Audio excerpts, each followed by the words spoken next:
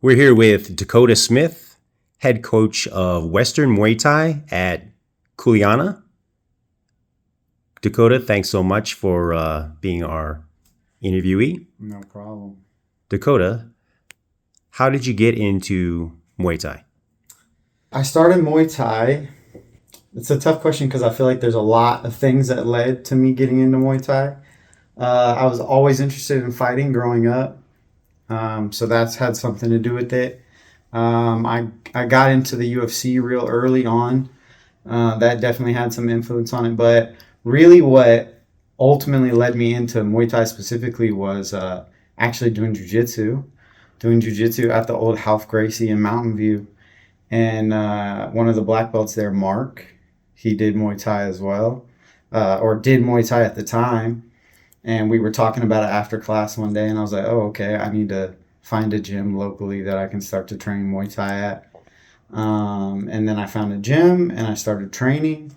And then it just took off from there. I fell in love with it, and it's been Muay Thai ever since. Dakota, how did you become a coach in Muay Thai? I started coaching from really just, it started from fighting or from being in the gym, from competing a lot. Like I said earlier, I started training. I fell in love with it. I was at the gym all the time. I was there late after class. I was there early before class. And I think naturally you start to see, especially as a coach, you start to pick out those guys who are, or guys or girls who are out there. They're always prepared, always there early. They're hanging out after. They're very hungry to learn. And so I think the coach at the time just kind of saw that and would start kind of guiding me towards more of a coaching role, sort of just helping out here and there in class. Started with just helping other peers outside of class, and then kind of assistant coaching here and there whenever there was large groups or they needed help with something. And then eventually it turned into coaching sort of like a beginner's class, just starting with the basics, teaching that, learning how to teach. I had already had some previous experience in the military with like being in front of people and talking, commanding a room. So it was just taking that and learning how to do it with Muay Thai. And then did that for a while and then started taking on more of a coaching role. Moved into just like a regular nightly coach role at my last place. And then eventually got to the point where I wanted to start Western Muay Thai, start kind of forming my own system and taking the things that I had learned from different places and putting it together and then starting this. Can you talk about some of the coaches or instructors that had the biggest influence over you? I think a couple of coaches, the first people that come to mind, obviously Dwayne Ledwig is probably the biggest, just because I came up in his system, in his Bang Muay Thai system.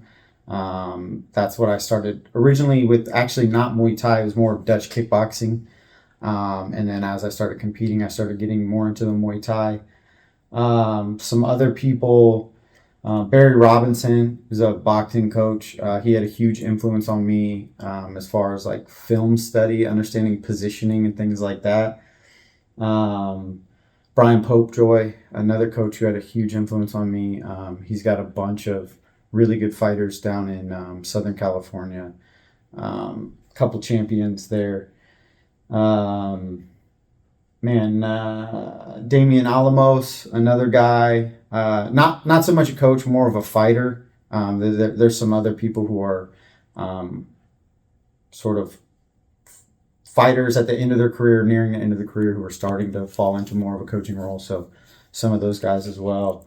I would say that's probably my big three: Brian Popejoy, Barry Robinson, and Dwayne Ledwig for sure. Can you talk about where you grew up and what it was like? So I was born in St. Francis County, Missouri, a little town called Farmington. It's like just outside of the Ozarks. So if you've ever seen the show Ozarks on Netflix, it's like right around that area. Very rural where I grew up. So this is moving to the Bay Area is like a huge culture shock. Very different than the way I lived.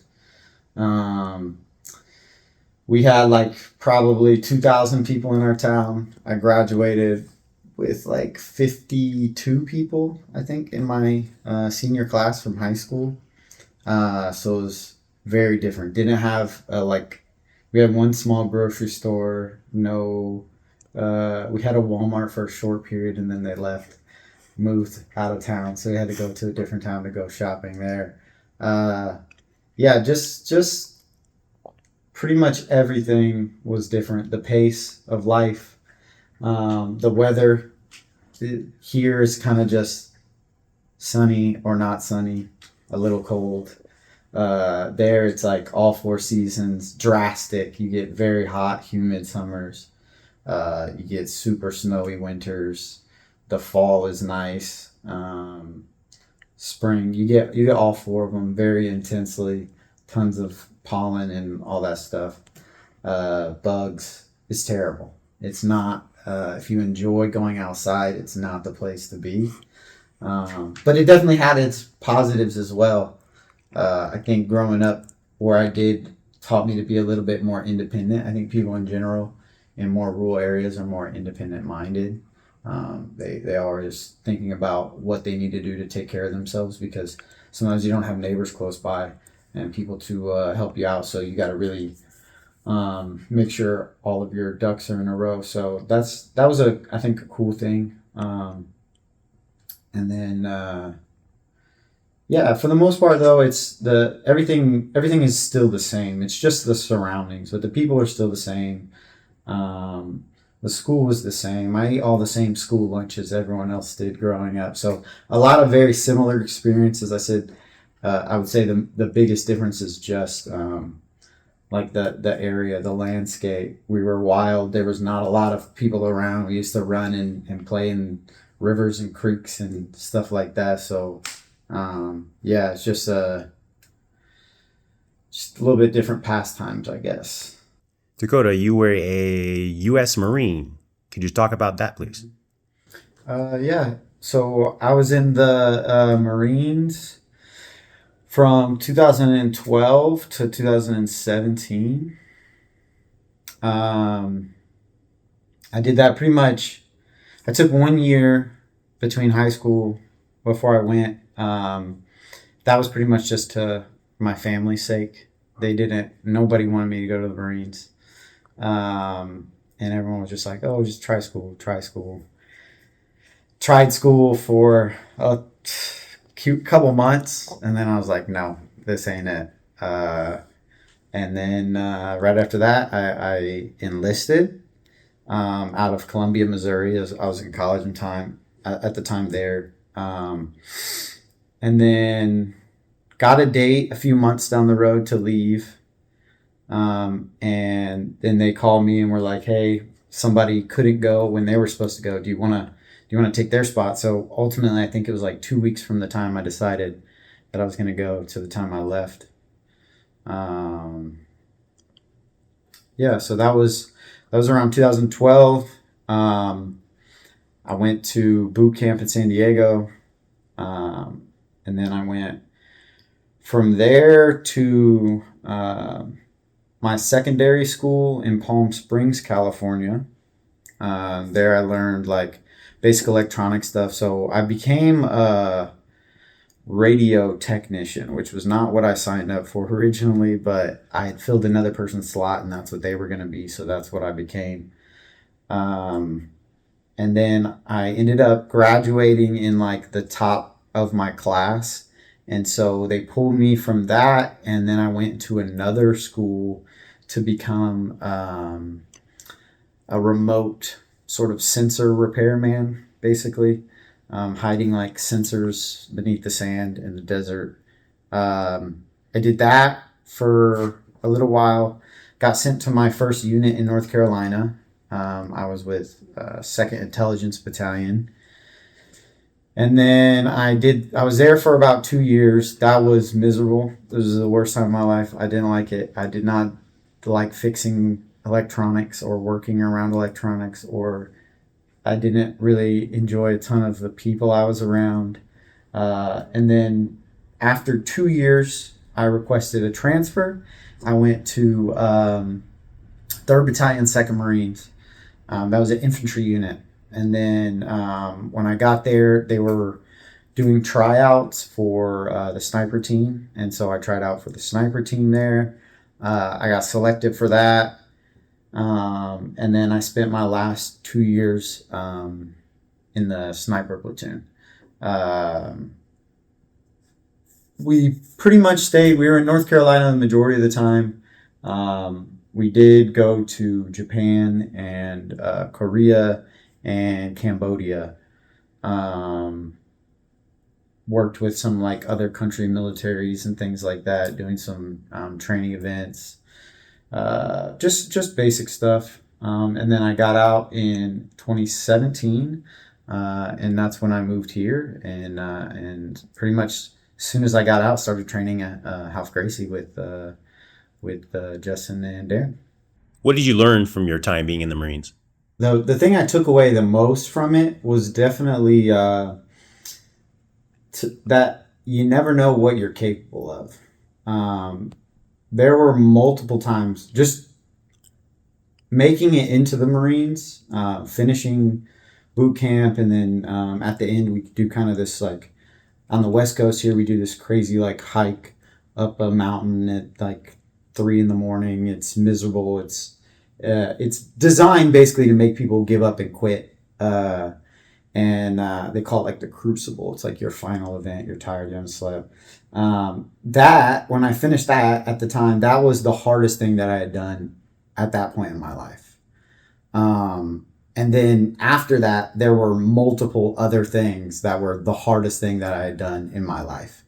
So it would always amaze me to see like what I was actually capable of. Looking back, when I think about doing those things, I'm like, if I tried to do that now, I don't know that I could do that, which is how I felt at the time. But if you just keep your head down and keep a positive mental attitude, you'd be surprised with how much you can accomplish. Like I said, I didn't do anything particularly well, but one thing I think I do great is I just don't quit. I make sure I keep trying and working towards my goals. Like I can't swim to save my life. I'm a terrible swimmer. I've had friends have to save me in creeks and rivers like tons of times growing up as a kid. And I remember doing the swimming qualification, because that's a part of snipers. You have to be able to shoot. You have to be able to hike with lots of weight. You got to be pretty good at math. You have to be able to swim. It was like I think not very far, 750-meter swim, and no time. You just had to not stop. Basically, you just had to finish 750 meters, and I don't think I had swam more than maybe 200 meters in my entire life. And I just remember on my back, I'm like doing like the like kids back float, kind of kicking my feet and trying to do my little backstroke and just breathe through my mouth. And I remember my ears kept popping up above the water, and I just kept hearing everyone had finished like 30 minutes before I was done, and they were just up on the edge cheering. Every time my ears would pop out of the water, I'd hear them cheering like, come on, come on, come on. And I like finished, got out of the pool, and I'm like, okay. I was almost certain going into that I was going to fail the swim qualification, and that was going to be it. I was never going to be a sniper. And then I finished it, and I was like, if I can do that, then who knows where the limit is. And so from that point on, I just kept trying to push myself, see where I could take it. And so that was by far the biggest takeaway. There's lots of other important life lessons, leadership things like that. But if I had to hone in on one thing for sure, it was just like, never put limits on what you're capable of. Dakota, can you talk about your style of coaching Muay Thai? I like to focus on a mixture of efficient techniques and also aggressive techniques. So that's kind of how I would categorize it. I as far as the system and the style is concerned, I like a very defensive heavy style. Um, I like my athletes to try to be um, as high IQ and constantly thinking as they can. I don't like some people teach more of a stand in front of you and just go toe to toe style, take one to give one, if you will. That's not really how I like to have people fight. I think if you really do enjoy fighting, then the key to it is longevity, trying to be able to do it as long as you can. And defense is the key to longevity. So we place a high premium on defense, both preventative defense as well as sort of, I guess, what we call insurance or defense after an exchange. Our number one rule for defense is our opponents don't get a chance. So we don't like to go tit for tat. It's I go and then I'm gone, or I go and I go again and I'm gone. So that's kind of like the style as far as the system goes. As far as me as a coach, I like to think that I'm fairly straightforward. I try to be honest with everyone. Sometimes I can come off slightly mean, but I think it's much better to be a little bit mean.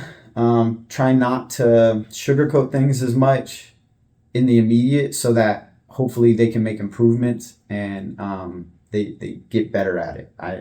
Sometimes I think people can kind of dance around things a little bit too much, and then people don't realize the mistakes that they're making or aren't able to change it because they don't realize how messed up it is, maybe what they're doing or whatever the case may be. So I try to be very direct and honest with people, whether it's good or bad, so that they can make the changes that they need to make and they can ultimately be the best version of themselves.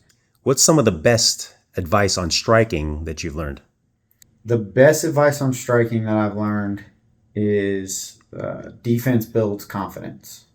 Um, so many times you see like new people who are new to sparring or fighting or whatever, um, they start to get hit. They start to lose a little bit of momentum. You can see like in any sort of fight, in striking, grappling, whatever. When you're watching it, you can kind of see the momentum swaying from one side to the other. One person kind of starting to take over and have more success. So whenever that happens and it's not in your favor, a lot of times with striking, people try to rush back in, make bad decisions, and end up getting themselves hurt even more.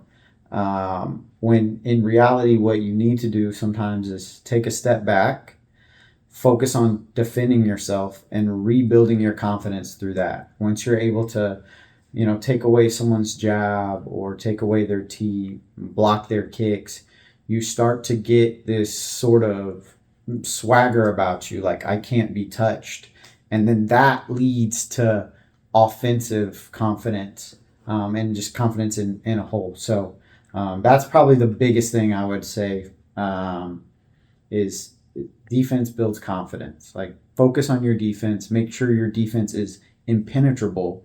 And if you can't be hit, then it makes being offensive so much less important. If you're always having to chase them down and hit them after they hit you, it's just constant back and forth battle. But when you can learn to not be hit, then you don't feel forced into situations as much. You can allow opportunities to present themselves and then take advantage of them when they do.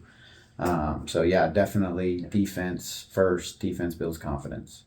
Do you have a favorite quote? Yeah. So my favorite quote is from Robert Greene. He wrote a book called Mastery, and in that book he said, "The time that leads to mastery is dependent upon the intensity of our focus." So basically, what he's talking about is like um, the whole idea behind like 10,000 hours to master a skill. Like in certain cases, it can take you 10,000 hours to master a skill. In other cases, it could take you 5,000. It just depends on how intensely focused you are.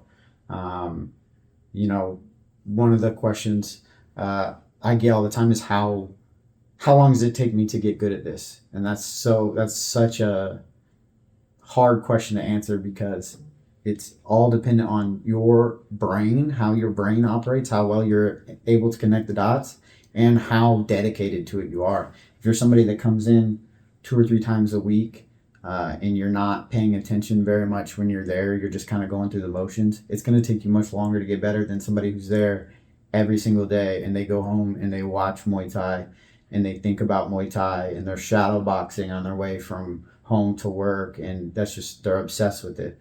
Like ultimately, time on the mats and time between the ears thinking about your sport is gonna dramatically increase your skills more than anything else. So that's by far my favorite quote. Time that leads to mastery is dependent on the intensity of our focus.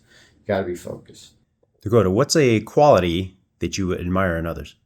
A quality that I admire in others, I would say there's a couple things. One, patience.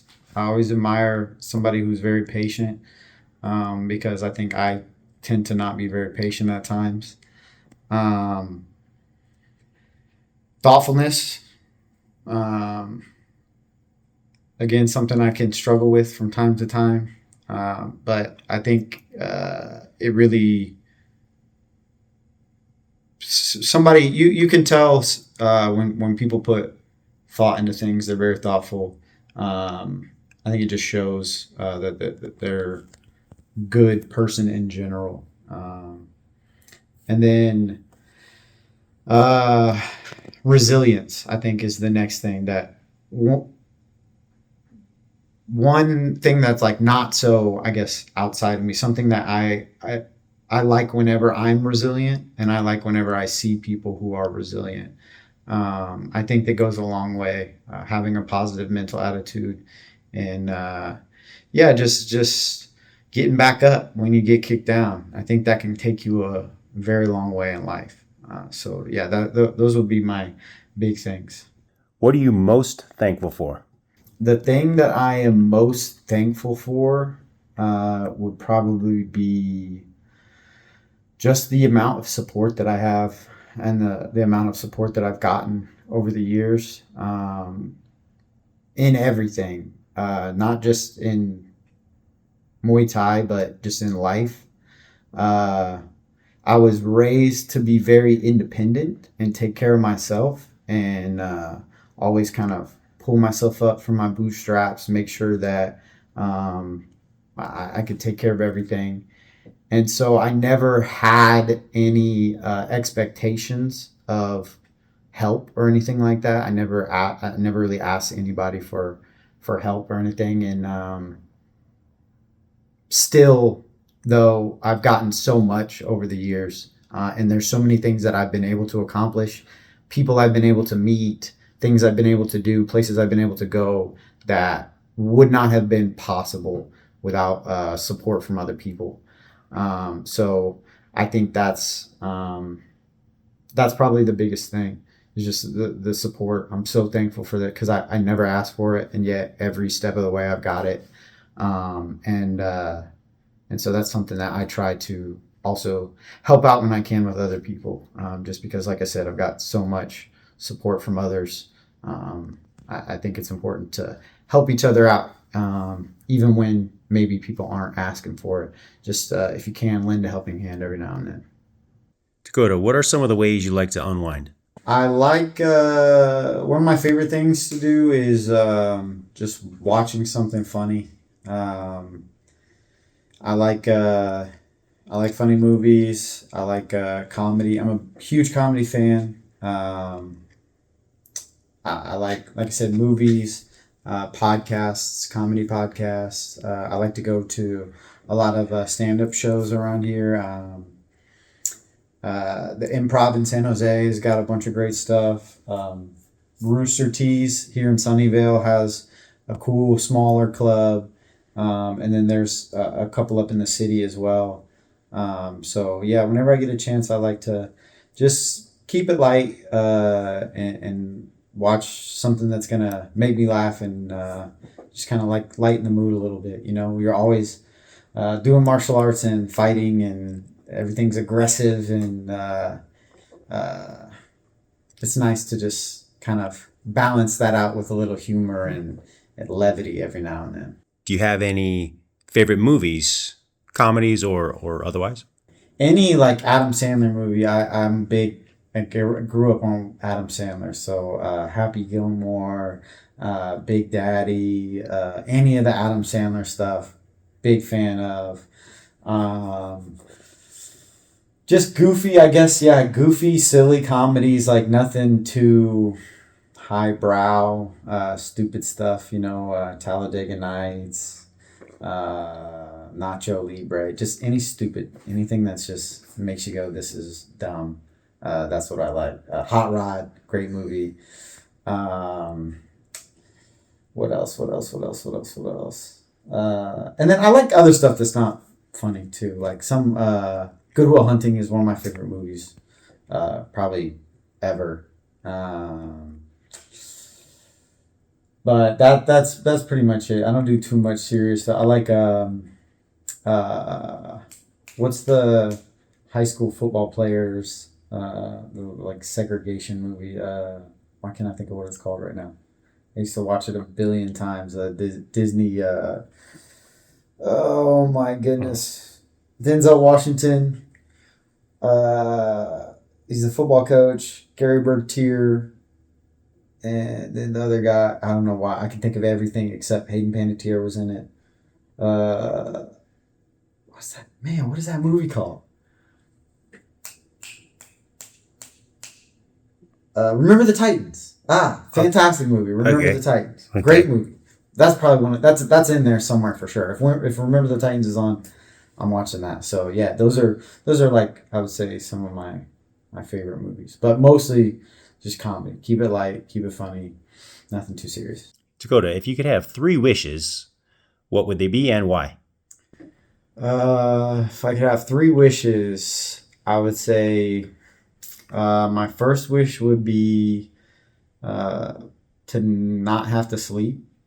Sleep if I wanted to, but if I didn't want to, I didn't have to. Obviously, I feel like I could just get so much more done if I didn't have to sleep. But sometimes it'd be nice, if I'm taking a flight somewhere and it's going to be 10 hours and I don't want to listen to a baby cry the entire time, then maybe be able to pass out. Eating would be a big one. Be able to eat whatever I want and not get fat. Just kind of always get what I need out of food. That would be huge because I'm a big sweets guy. So if I could eat sweets without the downside, that would be ideal. And then last, let's see, not sleep, eat whatever I want. Probably be able to age whatever mentally, learn and grow, but still stay like young. Be able to keep a young man's body and just keep doing my thing. I don't know if I would want to live forever because that seems kind of depressing. I don't want to be like watching everybody die that I know. That sounds like not a good time. So maybe still have like a regular lifespan, but just be healthy and young throughout that. Like 120 years or something. Nothing crazy. I don't want to be 500 or something. There's just too many worries about the future. But yeah, just be healthy and stay young until whatever I pass away in my sleep or something at a ripe old age. That'd be perfect. Eat what I want, not sleep, and then stay young physically. What are some of your favorite movies and TV shows? TV shows, New Girl is by far my favorite TV. It's not even close. There's not a close second. Hilarious show. Movies, any funny stuff. Good Will Hunting, favorite movie. Anything that's not scary. I don't like scary movies. I'm terrified of scary movies. So anything not scary, preferably action or comedy. What are some of your favorite types of music, songs, or music groups? Okay, music. Um, I'm all over the place with music. Pretty much the only music I don't like. I'm not a big classic music person. I'm not a big heavy metal guy. I like rap. I like rock. I like country. Those are probably my big three. When I'm training, it's either rock or rap, just kind of depending on the day, depending on the feel. Sometimes it's a mixture of the two, but generally I like to pick a genre and stick with it. And then when I'm not training, when I'm just cruising, living everyday life, it's country music. I know that's a lot of people don't agree with that around here, but that's what I grew up on. That's what I enjoy. Do you have a favorite type of food or a favorite restaurant? Breakfast food. I mean, if that fits, I know that's not really like I don't know, it's not like a cultural thing, but breakfast. Actually, I take that back. Breakfast food is kind of like an American cultural thing because I realize the more places I go, a lot of countries don't have like breakfast separate than everything else. Like they just eat soup in the morning, and that's insane to me. I can't do that. I can't start my day without a breakfast food item. If I start with lunch, my whole day is going to be messed up.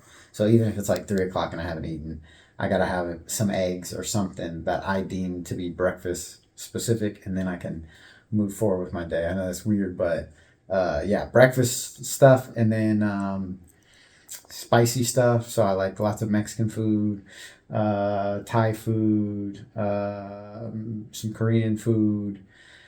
Um, and then yeah, that's pretty much it. I like spicy stuff, and breakfast, and any like country stuff, like any stuff that I grew up on, very like southern style fried stuff. Like potatoes, mashed potatoes, and fried chicken, or uh, um, fried fish, or yeah, anything fried, I'm down for. And travel. If you could travel anywhere or vacation anywhere, what are some of your favorite spots? I haven't traveled to a ton of different places. I really like Japan. That was probably my favorite place I've been. I got to go up Mount Fuji, hike Mount Fuji, so that was pretty cool, and go all over.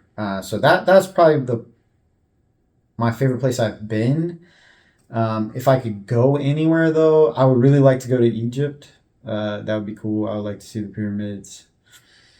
And then South America for sure. Some maybe Machu Picchu, something like that. I like anything that's super old. I know, which is weird because I just said Japan, and there's a lot of like very Tokyo futuristic, but anything old and historic, as long as it's not like too terrible history, then I like it. So yeah, probably I'd like to go to Egypt. Yeah, maybe down South America. Not Europe doesn't do too much for me. Maybe somewhere in Africa. I don't know. That's pretty much it. Dakota, thanks so much for your interview.